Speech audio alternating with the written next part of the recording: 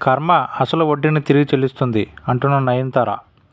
అగ్ర కథానాయికగా రాణిస్తున్న నయనతారను సంచల నటి అయిన అనే ముద్ర వెంటాడుతూనే ఉంది. కారణం ఈమె జీవితమంతా సంచలనాలు, వివాదాలతో సాగడమే కావచ్చు.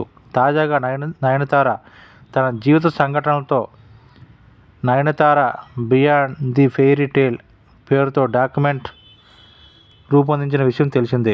అందులో దర్శకుడు విఘ్నేష్ శివన్తో తన ప్రేమ చిగురించిన చిత్రం 'నానుమ్ రౌడీదాన్' లోని కొన్ని పాటలు, కొన్ని సీన్స్ను ఉపయోగించుకోవడానికి ఆ చిత్ర నిర్మాత ధనుష్ను కోరగా ఆయన అందుకు నిరాకరించాడు. అయినప్పటికీ ఆ డాక్యుమెంటరీ ట్రైలర్లో ఆ చిత్రంలోని 3 నిమిషాల పాటు సాగే సన్నివేశాలను వాడారు. ఇలా తన అనుమతి లేకుండా తన చిత్రంలోని సన్నివేశాలను ఉపయోగించినందుకు గాను నయనతారపై 10 కోట్ల నష్టపరిహారం కోరుతూ ధనుష్ నోటీసులు జారీ చేసిన విషయం తెలిసిందే. దానిపై నయనతార ధనుష్పై తీవ్ర ఆరోపణలు చేశారు కూడా. ఇందులో ఇప్పుడు ఈ వ్యవహారం మద్రాసు హైకోర్టులో విచారణలో ఉంది.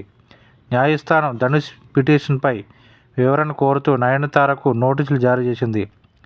ఇలాంటి పరిస్థితుల్లో నయనతార శుక్రవారం తన ఇన్స్టాలో ఒక ట్వీట్ చేశారు. అందులో కర్మ చెబుతున్నది ఏమిటంటే, అసత్యాలతో ఒకరి జీవితాన్ని మీరు నాశనం చేయాలని భావిస్తే అది అసలు వడ్డీ సహా మీ వద్దకే చేరుతుంది అని పేర్కొన్నారు.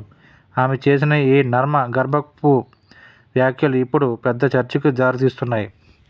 ఇక ధనుష్ పిటిషన్ను విచారణకు స్వీకరించిన న్యాయమూర్తి నయనతార, ఆమె భర్త దర్శకుడు విఘ్నేష్ శివన్ లకు జారీ చేసిన నోటీసులకు ఈ ఇద్దరి తరపు న్యాయవాది శుక్రవారం కోర్టులో ఒక పిటిషన్ దాఖలు చేశారు. అందులో 'నానుమ్ రౌడీదాన్' చిత్రానికి సంబంధించి ఎలాంటి నిబంధనలను అతిక్రమించలేదు అని పేర్కొన్నారు.